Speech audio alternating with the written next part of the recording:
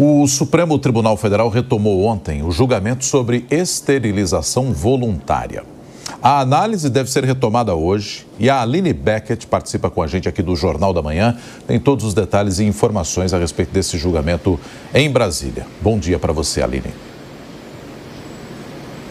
Exatamente, Nonato. O Supremo Tribunal Federal julga agora a esterilização voluntária sobre os procedimentos de vasectomia para homens e laqueadura para mulheres. Esse julgamento foi suspenso e será retomado aí pelos ministros na sessão de hoje. Bom dia a você, bom dia a todos que nos acompanham.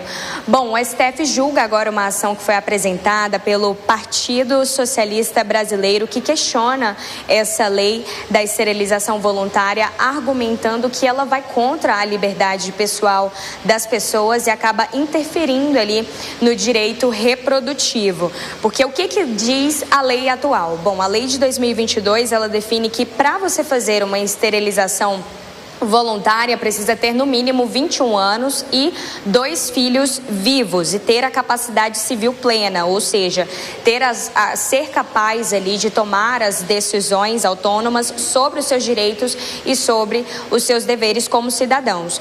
E aí, em relação aos votos dos ministros sobre esse procedimento, porque o que está sendo discutido agora são as regras. As regras impostas foi de 21 anos e ter no mínimo 2 filhos vivos. E aí os ministros, alguns divergem, outros já são a favor, outros flexibilizam mais essa questão. E no caso do ministro Cristiano Zanin, ele acredita que o único requisito válido é a capacidade civil plena. Ele diz que exigir uma idade mínima ou então o número mínimo de filhos acaba interferindo, sim, nos direitos dessa pessoa de decisão sobre o seu próprio corpo e argumenta que o planejamento reprodutivo é um direito individual e que o Estado não deve interferir nessa questão. Os ministros Nunes Marques e Flávio Dino apresentaram um voto conjunto. Eles defendem que os critérios devem ser a de idade mínima mais flexibilizada, de 18 anos, mas ainda assim eles mantêm o número mínimo de filhos aí, 2 filhos vivos no cumulativo. Ou seja, para poder fazer essa esterilização, a pessoa precisa cumprir esses 2 requisitos ainda. E em relação ao ministro André Mendonça, ele ainda não votou, mas ele já sinalizou que vai trazer um voto mais divergente em relação a essa questão do que já foi apresentado pelos outros ministros. E agora, o impasse é justamente esse.